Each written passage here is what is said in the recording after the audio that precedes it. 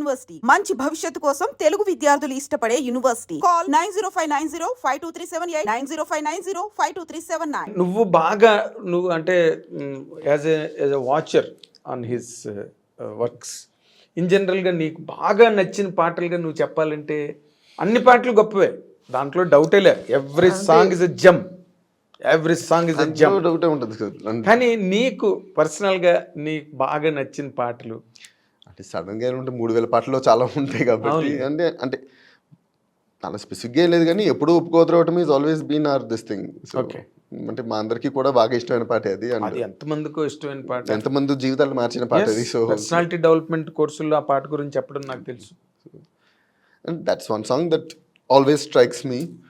But చాలా చాలా చాలా పాటలు ఉన్నాయి. అయ్యో, ఎవ్రీ సాంగ్ నేనే చెప్తాను. మూడ్ బట్టి సాంగ్స్ సెలెక్ట్ చేసుకోవాల్సి వస్తుంది కదా. ఇప్పుడు మనకి సాడ్ మూడ్ ఉందంటే ఒక 50 సాంగ్స్ ఉన్నాయి ఆయనవి, హ్యాపీగా ఉంటే ఒక 50 సాంగ్స్ ఉన్నాయి, మోటివేషన్ కావాలంటే ఒక 50 సాంగ్స్ ఉన్నాయి, డిస్కో పాటలో ఒక 50 సాంగ్స్ ఉంటాయి, సో అన్ని డ్యూయెట్లో ఒక 50 ఉంటాయి. So it's like too many. You cannot choose. Sudden కోసం గుర్తొచ్చింది మనసంతా వేయనుకుంటే ఆ సినిమా పాటలన్నీ అలా వింటూనే ఉంటాం ఒక రోజు అంతా. సడన్గా మన్మధుడు సాంగ్స్ గుర్తొస్తాయి, లేకపోతే నిన్నే పిల్లడితో సాంగ్స్ గుర్తొస్తాయి. సో లైక్ అన్ని ఆ సినిమాలో ఉన్న పాటలన్నీ ఒక దీంట్లో వెళ్ళిపోతుంటాయి. సో ఆ రోజంతా ఆ మూడు దాంట్లో వెళ్ళిపోతుంది. సో అదే ఇన్ జనరల్గా అంటే అతను ఆయన మామూలు అచ్చ తెలుగులో మామూలు జనరల్గా ఎటో వెళ్ళిపోయింది మనసు, ఈవేళ నీవు ఏమి చేస్తుంటావు, ఇలాంటి మామూలు చాలా అంటే ఆత్రేయ గారి గురించి చెప్పేవారు ఆ రోజుల్లో. అంటే మామూలు సరళమైన భాషలో అతి సామాన్యమైన వాళ్ళకు కూడా అర్థమయ్యేటట్టుగా ఆయన రాసేవారని. అలాగా మళ్ళీ శాస్త్రి గారు చాలా మామూలు అలవోకమైన మాటలతో రాశారు.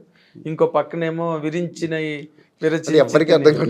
ఎవరికి అర్థం కాదు ప్రాగ్దిశ వీణ పైన దినకర మయూఖ తంత్రుల పైన జాగృత విహంగ తతులే వినీల ఖచబర అదో సంథింగ్ లైక్ దట్. అలాంటి రెండు రాశారు. నీకు ఏది యాంగిల్ బాగా నచ్చేది?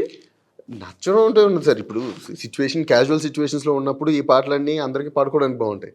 కానీ బెస్ట్ పాట ఏంటంటే ఆయన పాటల్లో అంత కాంప్లికేట్ విరించినవి విరచించినవి ఈ పాటలు కూడా సోల్ టచ్ అయిపోతుంది సార్ ఆయన పాటలతో.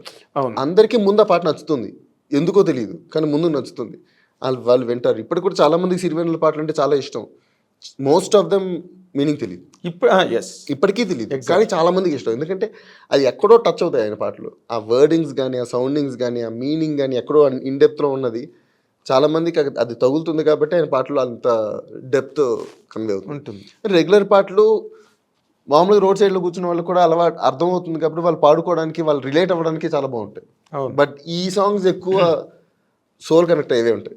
అవును, అంటే మళ్ళీ మాస్ రాసినప్పుడు కూడా ఏదో లంగావాణి నేటితో రద్దయిపోని అని చాలా పోయిటిక్ సెన్స్ ఉంటుంది దాంట్లో. అవును, చాలా పోయిటిక్గా ఉంటుంది. అండ్ ఆయన ఇప్పుడు అనే మాట అది ఏంటి, ఒక అమ్మాయిని కామెంట్ చేస్తే పక్కకి తిరిగి సిగ్గుపడి నవ్వుకుని వెళ్ళిపోయేటట్టుగా ఉండాలి, కానీ ఇబ్బంది పడేటట్టుగా ఉండకూడదు. సో ఆయన పాటల్లో ఉండే రొమాన్స్ కూడా ఎప్పుడు అలాగే ఉంటుంది, చిన్నదిగా స్వీట్గా ఉంటుంది. సో డౌన్ ది లెవెల్ ఎప్పుడు రాయలేదు ఆయన కదా. ఆయన రాయలేరు. రాసిన దానికి ఏదో ఒక తెలియని ఒక స్టాండర్డ్ ఉంటుంది. రాసిన ఇప్పుడు మామూలుగా మనం చిన్న మాటలు కూడా తప్పుగా తీసుకోవచ్చు.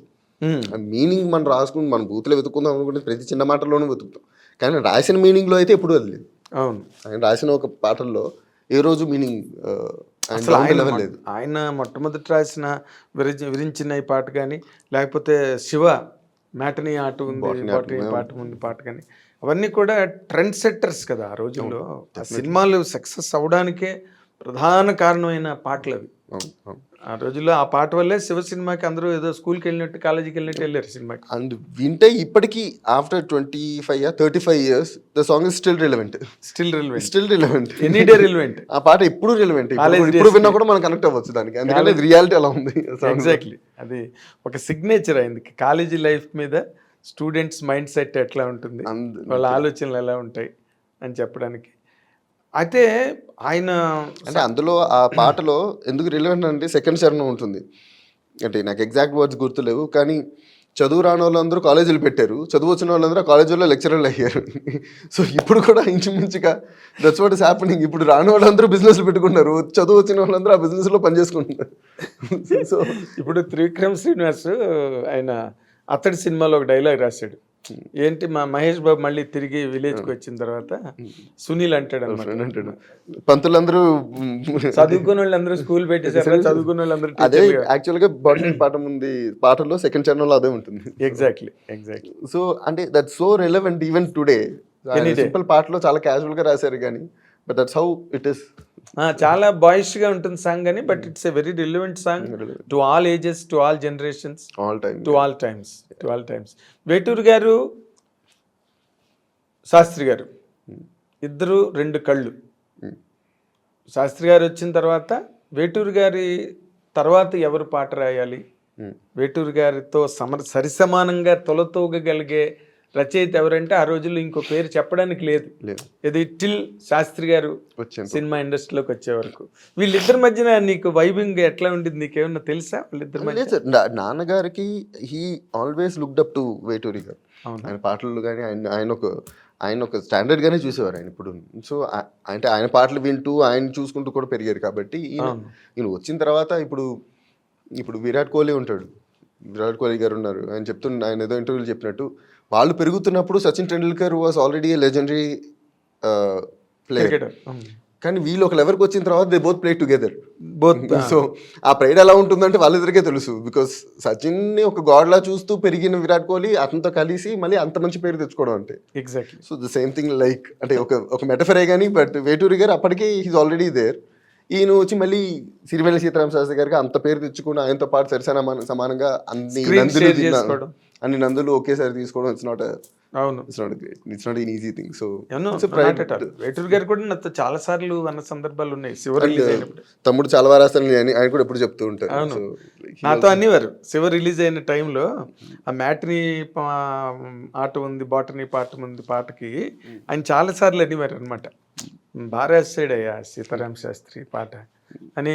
ఆయన ఎప్పుడో కారులోని 1-2 సందర్భాల్లో పెట్టిన సందర్భాలు కూడా ఉన్నాయి ఆ పాట. మేము ఉస్మాన్ రోడ్లో కారులో ట్రావెల్ అవుతున్నప్పుడు వేటూరు గారు ఈజ్ ఆల్ ది వైల్ ఒక బ్రదర్లీ ఎఫెక్షన్ ఉండేది. అంటే they always had that mutual respect. అంటే అంత బాగా రాసేది మళ్ళీ మన శాస్త్రి అని ఆయన చెప్తూ ఉండేవారు కూడా వేటూరు గారు కూడా. అవును. ఇంకా సరే, ఇంకా బాలు గారు అయితే సీతారాముడు అని అసలు మామూలు అన్నయ్య అంటారు ఆయన. అవును, నాన్నగారు. అవును, సీతారాముడు అని సంబోధించేవారు. మంచి మంచి పాటలు. ఇది ఇలాగ ఎవడు రాస్తాడు అని బాలుగారు అన్న. మీ ఫ్యామిలీకి బాలుగారికి ఎట్లా ఉండేది ఇంటరాక్షన్? అంటే కలిసినప్పుడల్లా కూడా నేను బాబాయ్ అని పిలుస్తాను. He was very affectionate and కలిసినప్పుడల్లా we had very good interaction. ఆయన బిజీగా ఉండేవారు, ఈయన ఇప్పుడు కలవడానికి ఎప్పుడు కుదిరితే అంటే అన్ని గ్రహాలని కలిస్తే కలవడం తప్ప ఈయనంటూ స్పెసిఫిక్ గా ఒక ఎఫర్ట్ ఎప్పుడు పెట్టేవారు కదా కలిసి వస్తే కానీ. కాకపోతే ఏంతో అడ్వాంటేజ్ ఏంటంటే మనసుకి ఏమనిపించినా ఇమీడియట్ గా ఫోన్ చేసి మాట్లాడేస్తారు శాస్త్రి గారు. ఆయన రాత్రి 12-1 గంట ఆయన టైంకి సంబంధం లేదు. ఆయన ఎప్పుడు కావాలంటే అప్పుడు అంటే ఆయనకి ఏదైనా చెప్పాలి, ఏమైనా మాట్లాడాలనిపించింది అంటే ఇమీడియట్గా ఫోన్ చేసి మాట్లాడేసేవారు. సో వాళ్ళ కనెక్షన్ ఎప్పుడు మెయింటైన్ అయ్యేది. ఓకే. మేము ఆయన ఫిజికల్గా ఎప్పుడైనా వచ్చి కలవడం అనేది చాలా అరుదుగా అరుదుగా ఉంటుంది. ఆయన చెన్నైలో ఉండేవారు. సగం రోజులు ఆయన ఫారిన్ కంట్రీస్ లో ప్రోగ్రాములు మిగిలింది పాడుతా తీగ. ఆయన ఇంటికే దొరికేవాడు కాదని కాదు. ఎగ్జాక్ట్లీ. సో మాకు ఇంటరాక్షన్ ఆయనతో తక్కువ, but when we meet and when we see he is very affectionate. In general గా నాన్నగారు అందరు మ్యూజిక్ డైరెక్టర్లకి అద్భుతమైన పాటలు రాశారు. ఇంకా ఆయన గురించి ప్రత్యేకంగా చెప్పాల్సిందిలే. కానీ బట్ నువ్వు ఎదిగాక సినిమా ఇండస్ట్రీ హైదరాబాద్ వచ్చి మీరు ఇక్కడికి వచ్చి ఎదిగిన తర్వాత ఆయనకి ఎక్కువ మ్యూజిక్ డైరెక్టర్లతో ఎవరితో ఎక్కువ ఇంటరాక్షన్ ఉండేది రాజా? అంటే మేము వచ్చిన తర్వాత లాస్ట్ 15 years లో కూడా we had like around 20 music directors దాకా మారారు. బట్ అందరితోనూ ఆయన ఎప్పుడు ఒకే లెవెల్ ఆఫ్ ఇంటరాక్షన్ మెయింటైన్ చేసేవారు. ఆయన ఎప్పుడు పిలిచి ఎరా ఇలా కావాలా అలా కావాలా ఏంటి అని చెప్పి మాట్లాడి చాలా చాలా క్లోజ్గా తీసుకుని మాట్లాడేవారే తప్ప ఎవరికి నేను ఇచ్చింది తీసుకో అన్నట్టుగా ఈ రోజు ఉండదు. So that's always thing. వాళ్ళే వచ్చి భయపడేవాళ్ళు. అంటే ఇది అడగచ్చా, ఆయన ఇంకోటి అడగచ్చా, ఈ వర్డ్ కాకుండా ఇంకోటి ఏమైనా అడగచ్చా అని అనుకుంటారు. కానీ మీకు ఏం కావాలో చెప్పండి రా, మీకు ఏం కావాలో అదే మార్చిస్తాను నేను, అది పెద్ద ప్రాబ్లం ఏం కాదు, మీకు మార్పులు ఏమైనా కావాలో చెప్పండి అనేవారు తప్ప అండ్ ఏమైనా సౌండింగ్ ఏమైనా కొంచెం డిఫరెంట్గా కావాలన్నా కూడా ఫోన్ చేసి ఎంతసేపు మాట్లాడతారు. సో ఆయనకి మేము చాలా మందిని చూసాం. అంటే దేవి చాలా చాలా క్లోజ్. అంటే దేవి వస్తారు మాట్లాడతారు. హీ లవ్స్ మై డాడ్, మా నాన్నకు కూడా చాలా ఇష్టం. అండ్ లాస్ట్ ఫ్యూ ఇయర్స్ తమన్కి చాలా రాశారు. అండ్ మనీష్ శర్మ గారు వాళ్ళ ఇంటరాక్షన్ చాలా కోటి గారితో వాళ్ళతో ఆ 90s interaction is different level all together. అవును అవును. సో మెయిన్లీ ఈ జనరేషన్లో వీళ్ళిద్దరితో చాలా ఎక్కువ ఉండేది. దేవశ్రీ ప్రసాద్ అండ్ తమన్తో చాలా ఎక్కువ ఉండేది. మణి శర్మ ఆఫ్ కోర్స్ అది 90s నుంచి ఉన్నది చాలా స్ట్రాంగ్ రిలేషన్ అది. అవును. కీరవాణి గారు వీళ్ళందరూ అయితే ఇంకా వాళ్ళు కూర్చుని ముందు పాట కన్నా ముందు 4 గంటలు మిగతా మాట్లాడుకుని తర్వాత పాటలోకి దూరతారు.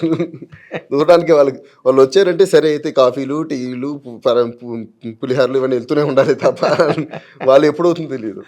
అదే సో వాళ్ళ ఇంటరాక్షన్స్ అవుతూనే ఉంటాయి. ఎగ్జాక్ట్లీ.